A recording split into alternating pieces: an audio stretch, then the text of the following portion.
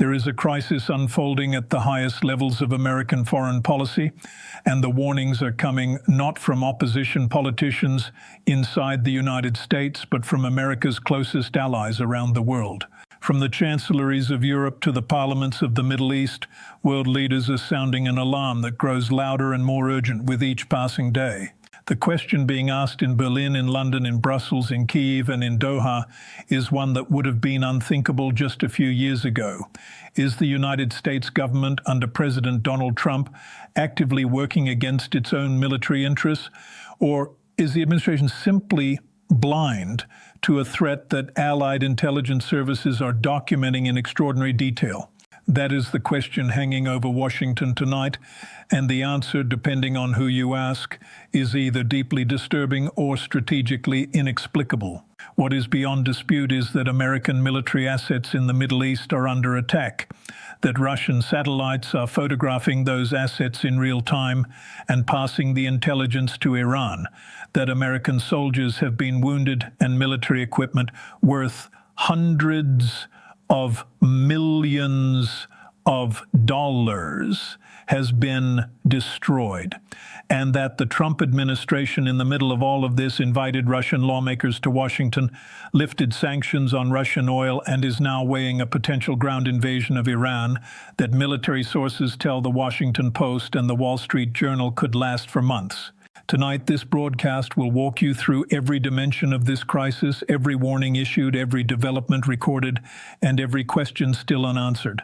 The headline story is this: world leaders, including the Chancellor of Germany, the Prime Minister of the United Kingdom, the Foreign Policy Chief of the European Union, and the President of Ukraine, are each individually and collectively warning President Donald Trump that his administration's approach to the ongoing war involving Iran is not only failing, it is actively making things worse. They are warning that Russia, which is under American sanctions for its invasion of Ukraine, is simultaneously providing Iran with satellite intelligence, drone technology, coordinates, and financial resources that are being used to attack American military bases across the Middle East. And they are warning that the Trump administration's decision to ease those sanctions, invite Russian parliamentary officials to Capitol Hill, and float a possible ground war in Iran represents a combination of diplomatic catastrophe and strategic incoherence that America's allies say they have never witnessed before from Washington. To understand the full scope of what is happening, it is necessary to begin with the military situation on the ground. Across the Middle East, 13 American military bases have now been evacuated.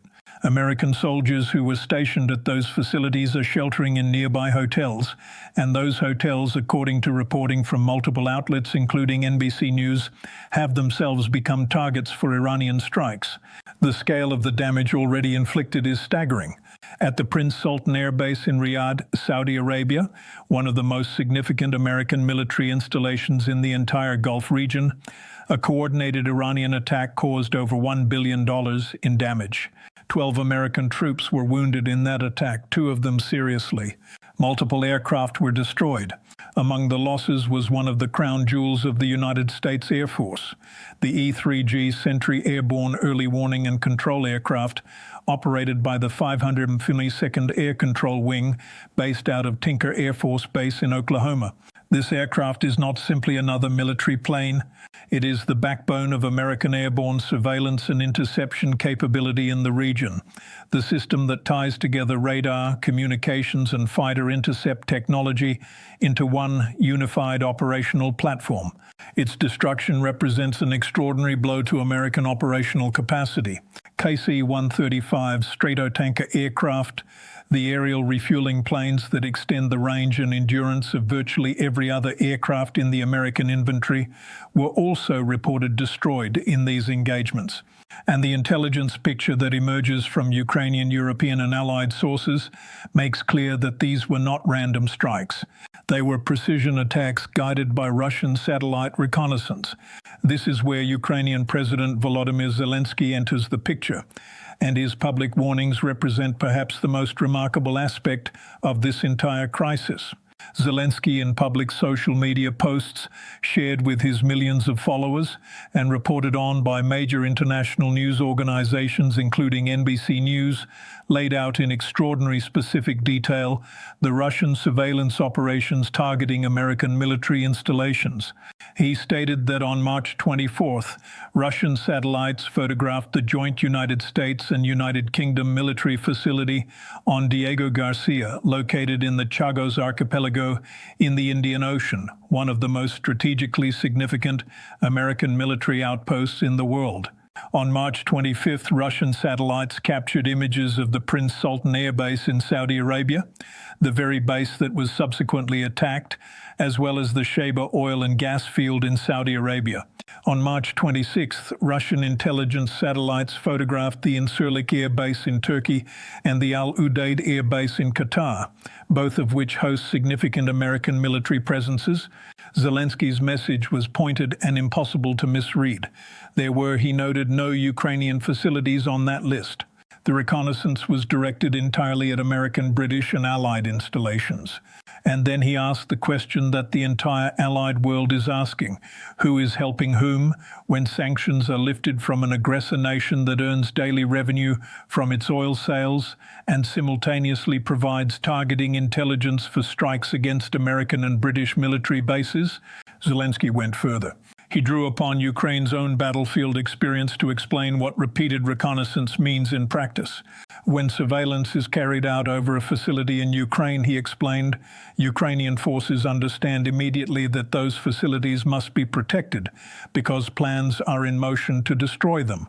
Energy infrastructure, water systems, military installations, repeated reconnaissance, in the Ukrainian president's words, indicates preparations for strikes. The conclusion he drew was explicit: how can sanctions be eased if this is what Russia is doing? And then he asked the question that has been reverberating through Allied capitals ever since. Is the Trump administration complicit in what Russia is doing? Or has American intelligence collapsed to such a degree that Ukraine now has superior situational awareness about threats to American military assets than the United States government itself? He used the word strange, a carefully chosen diplomatic word, but one that in context carries unmistakable weight. Zelensky's response to what he characterized as the failure of American protection has been to move aggressively into the security vacuum. In the past 48 hours, the Ukrainian president held meetings with the leaders of Qatar, Saudi Arabia, and the United Arab Emirates, striking military partnership deals that include Ukrainian drone interceptor technology, Ukrainian surveillance and radar systems, and Ukrainian military expertise and personnel support for tracking and countering Iranian drone attacks. The significance of this development cannot be overstated. The security umbrella that the United States has provided to Gulf states for decades, built on American bases, American weapons systems, American intelligence, and American diplomatic commitment, is, according to Zelensky's own framing, being replaced in practical terms by a Ukrainian security umbrella. This is not a hypothetical or a projection. It is a series of signed agreements between a country at war with Russia and Gulf monarchies that are simultaneously being attacked by Iran using Russian intelligence. The United States is, by these accounts, absent from a role it has played for half a century. It is against this backdrop that the diplomatic warnings from America's European allies must be understood. Friedrich Merz, the Chancellor of Germany, went on television and delivered a blunt assessment of what he and other European leaders heard at the recent G7 meeting. According to Merz, from everything discussed at that summit, the United States and Israeli governments went into the conflict with Iran with, in his words, zero plan and zero way of getting out. He characterized the ongoing military campaign as nothing more than blowing things up and repeatedly killing civilians, including in hospitals. These are extraordinarily harsh words from the leader of Germany, America's most important continental European ally, the anchor of NATO's Eastern defense commitment, and a country that has historically been among the most restrained in its public criticism of American foreign policy. The fact that Friedrich Merz is speaking this bluntly on camera is itself a measure of how severe European leaders believe the situation has become. Kaja Kallas, the former Prime Minister of Estonia, who now serves as the High Representative of the European Union for Foreign Affairs and Security Policy, effectively the Foreign Minister of the entire European bloc, confronted United States Secretary of State Marco Rubio directly during a hearing, demanding to know when the administration would get tough on Russia. She reminded Rubio that he had made promises of sanctions and accountability for Russian aggression, and then watched as the administration moved in precisely the opposite direction, removing sanctions against Russia and Belarus, inviting Russian parliamentary officials to the White House, and assisting Hungarian Prime Minister Viktor Orban in an upcoming election, even as Russia was simultaneously targeting American military infrastructure.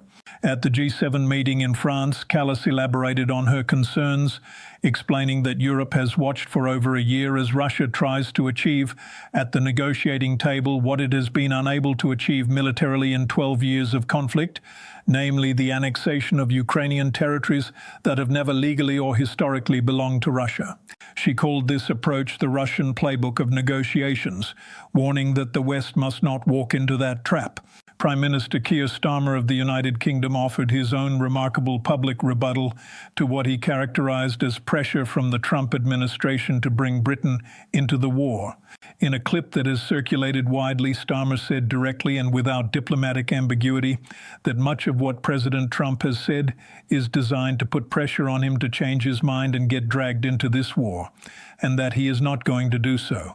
He stated clearly that he is the British Prime Minister, not the American President, and that he acts in the British national interest and always will. He said that whatever the pressure and whoever it is coming from, he will not waver. He said he does not believe it is in the British national interest to get dragged into this war, and that his responsibility is to protect British lives and British interests. This is an extraordinary statement from the leader of America's closest military ally, a country that has stood beside the United States in every major military engagement for more than 80 years, and it reflects the profound rupture that has opened between Washington and London under the current administration. The diplomatic damage extends well beyond Europe. The relationship between the United States and India, the world's most populous democracy, and a country the United States has spent years courting as a strategic counterweight to China, has been severely damaged by a combination of Trump's trade war against India and a series of public attacks on Prime Minister Narendra Modi. The result has been precisely the opposite of what American strategic interests would dictate. India has strengthened its alliance with Russia, and the Trump administration's decision to lift sanctions on Russian oil has meant that India can now purchase Russian oil freely, providing Moscow with the revenue it needs to fund both its war in Ukraine and its support for Iranian military operations. The interconnectedness of these developments, sanctions relief, oil revenue, Iranian drone production, Russian satellite reconnaissance, attacks on American bases, forms a chain that allied governments say is not difficult to follow.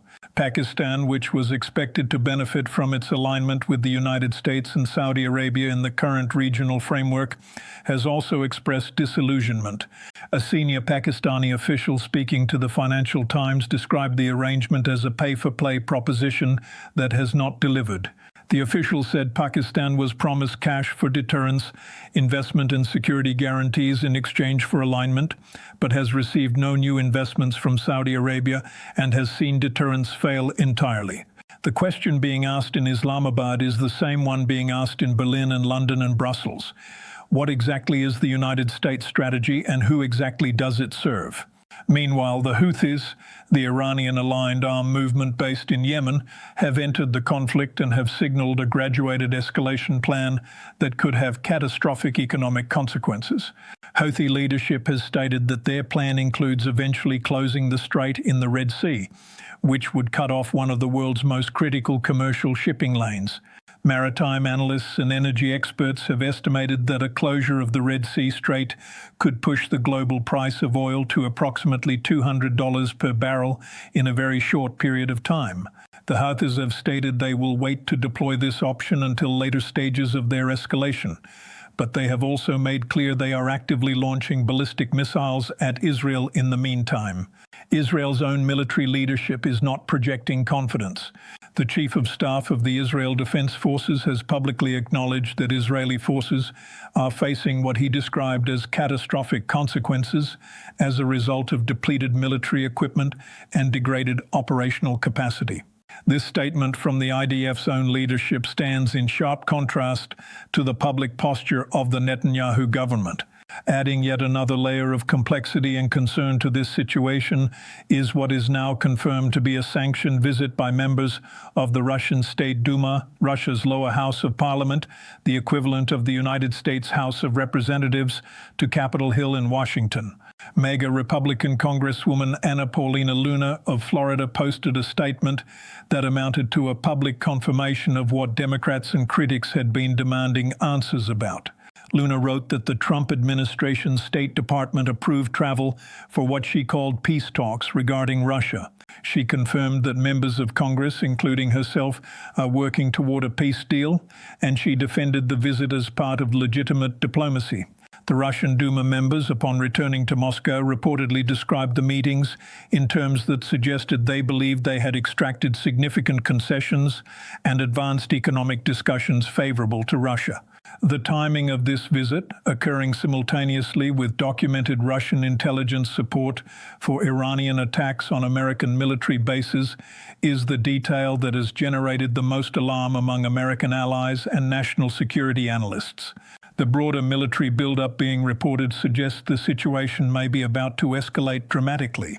The Washington Post and the Wall Street Journal have both reported, citing sources familiar with military planning, that the United States is considering deploying more than 17,000 ground troops in proximity to Iran.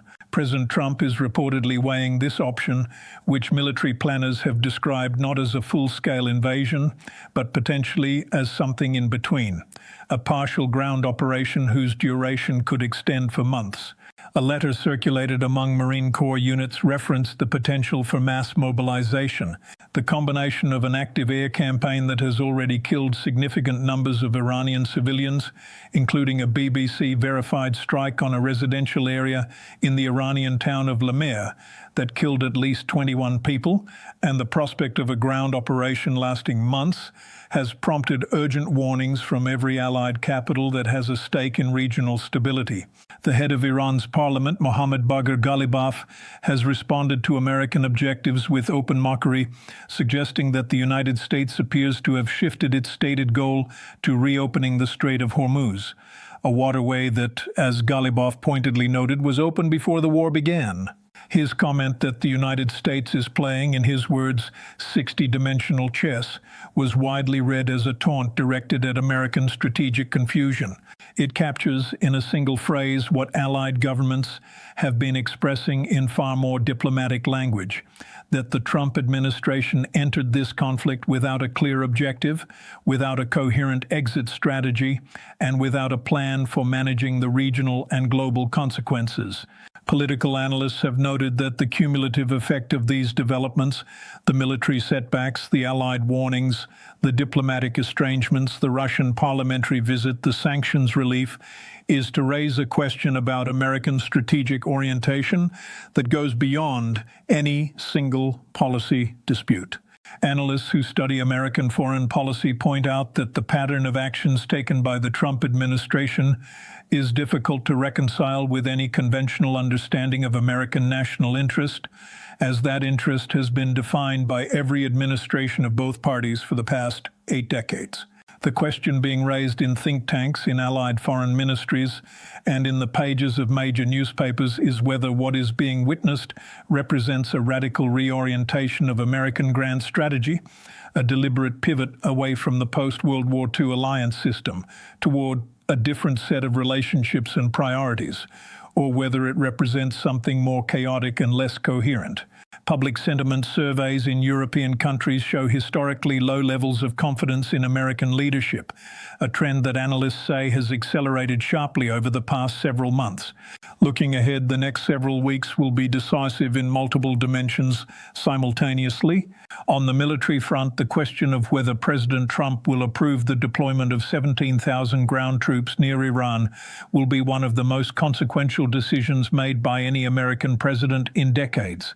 If approved, the operation will raise immediate questions about authorization, whether the President has or will seek congressional approval under the War Powers Resolution, and about strategy, given that military planners themselves are reportedly uncertain about the objectives and timeline.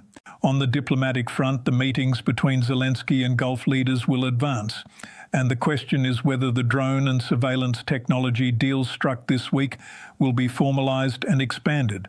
On the European front, the NATO alliance is facing perhaps its most serious internal stress test since its founding, with multiple allies now publicly questioning whether American commitments can be relied upon. Upcoming NATO ministerial meetings will be closely watched for signs of further fracturing or attempted repair. In Congress, the admission by Congresswoman Luna that the State Department sponsored the Russian Duma visit will face additional scrutiny, with calls for hearings from Democratic members. Internationally, the Houthi escalation timeline bears watching with particular attention, as any move to close Red Sea shipping lanes would trigger an immediate global economic crisis that would dwarf the current conflict in its economic impact. What this broadcast has laid out tonight is a situation of extraordinary complexity and danger, one that touches every dimension of American power and every relationship the United States has built over the better part of a century. The warnings from Germany, from Britain, from the European Union, from Ukraine, from Pakistan, and from analysts across the political spectrum share a common thread: that the current trajectory is unsustainable, that the costs are mounting faster than any benefit is materializing, and that the allies whose cooperation is essential to American security and prosperity are being pushed away at precisely the moment they are needed most. 13 American military bases evacuated, soldiers sheltering in hotels that are now targets, the crown jewel of American airborne surveillance destroyed, 12 wounded troops, over $1 billion in damage at a single Saudi base, Russian satellites photographing Diego Garcia in Sirlik al-Udeid, sanctions lifted, Russian lawmakers welcomed to Washington, a ground invasion being weighed, and world leaders one after another stepping in front of cameras to say, "We are warning you." Whatever comes next, the record of these warnings, who issued them, when they issued them, and whether they were heeded, will be one of the defining chapters of this moment in American history. We will continue to follow every development as it unfolds. Stay with us,